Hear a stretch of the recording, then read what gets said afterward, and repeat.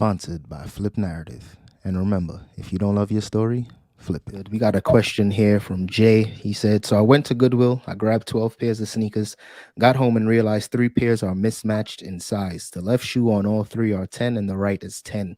It's 11. Is there a market for these? I see people do that. Is there a market for mismatched shoes? Yeah. Is it the same style? Because the answer is yes, there is. Mhm. It'll sell slower, but you can also just sell the single shoe. And I sell single shoes all the time. I go to the bins, right? And you're like forever looking for the pair. Right. Like, okay, I found this great shoe. Where's the other one? But if it's like a hot shoe or a good brand, I will take the single one home and just list it and wait till it sells. In fact, a couple of days ago, and this is a tip for you folks that get single shoes that decide that you're going to list them, because people are, like missing a leg, like, or in a cast and only want to wear one shoe, or can only wear one shoe. If somebody orders it and you have very clearly put left shoe only or right shoe only in the listing and all that stuff, the minute that thing is ordered, print your label because a lot of people don't read. And they're like, oh, I thought this was 2 shoes.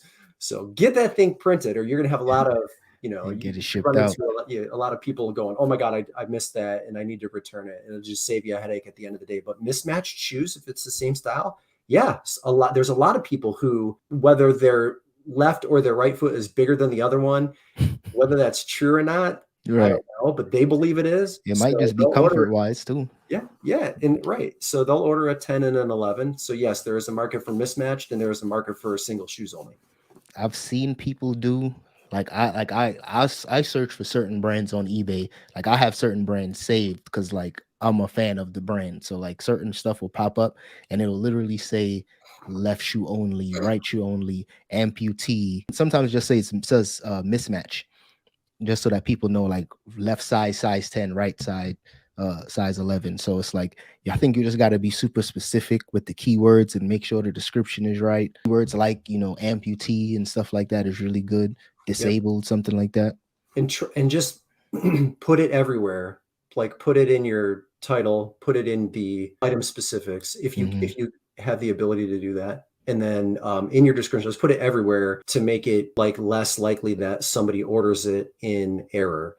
And you'll sell mismatched shoes, yes, but you're going to sit on them just a little bit longer than you otherwise would if it was the same size, both pairs or both shoes. Right. So in terms of, because I know you were talking earlier, margins are crazy. What's like a turnaround time for you? Like since you price your stuff higher, do you typically have to wait a little longer for the right buyer, or are you moving stuff relatively quick? So I've got my goal for to end January with 1,250 listings. I have 1,160 something right now. So I've got some work to do, especially, selling through for the next 2 weeks as well. But what I like, so my goal is to get to 1,250, and then subsequent months, I want to get to like 1,300 and 1,400. And yes, the margins are good, but I don't price every single item like at the top of the market, right? I'm like, I want to be non-competitive price wise with half of my listings. So I don't mind being the highest priced or at the highest for at least half of those listings. But for 25% of them, I'm kind of in the middle, right? I'm like middle priced.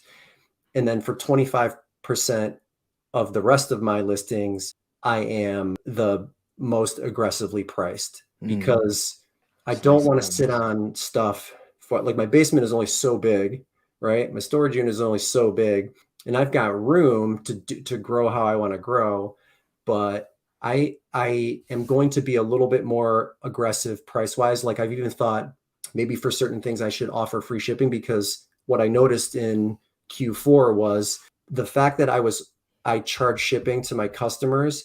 eBay was suppressing my listings in the search results, even if I was one of the aggressively priced, you know what I mean? Or like I had the best price for this item or this keyword, I was still getting buried and crushed in search.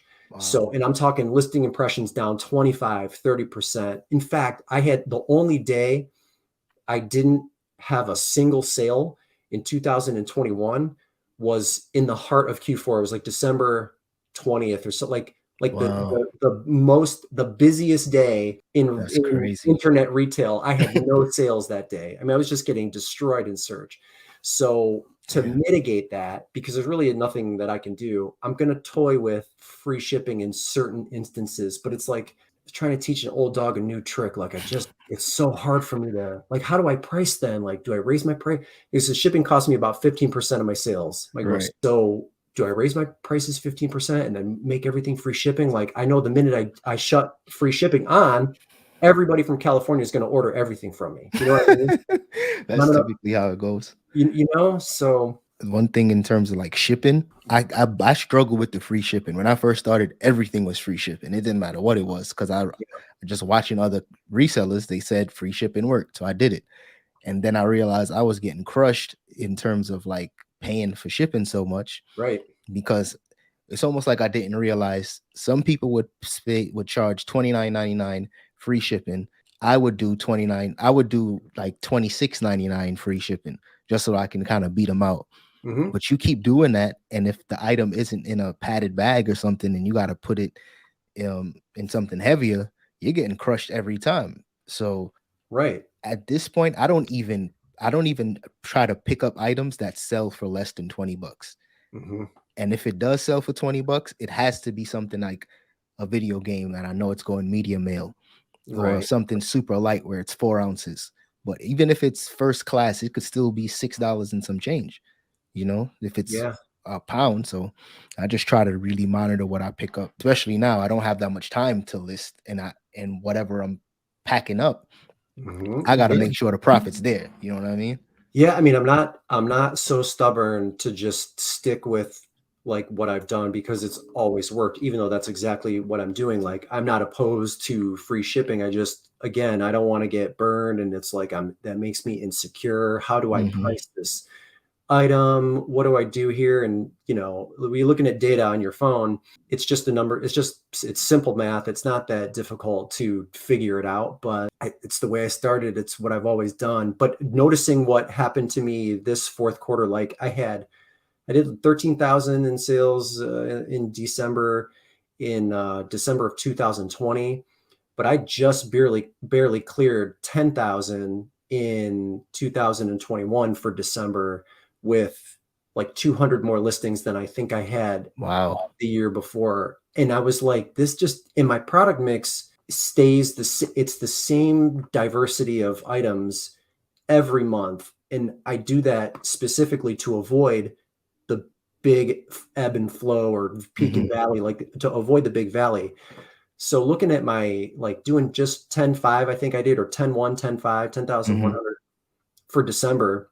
I couldn't figure out what the problem was. It was clear though once I started putting in my keyword, right? But like, why like there's like three people that have this item. Like, why am Right. I the lot? I'm the best priced. Why am I the lowest? You know what I mean? Or why am I getting buried in search? And the only thing that I could come up with is they just boosted all the free shippers. Like, Free ship, free return. yeah, right. Free ship, free return. So maybe I need to adjust in that regard. Your objective is to sell through whatever you've got. And Right. I mean, I'm still selling through like around 50 to 55% of my items in 90 days. So half my That's inventory good. sells in the 90-day period, and that's okay. But for my long tail stuff, like, I don't want it to sit for 2 years anymore. Like, Right. I want to get it moving and flowing, because that drop in sales is like, that's terrible. So if you guys enjoyed that short clip from the podcast, click over here for another short clip. And if you guys want to check out the full podcast, click over here. Thanks again for watching, and I'll see you guys in the next one. Peace.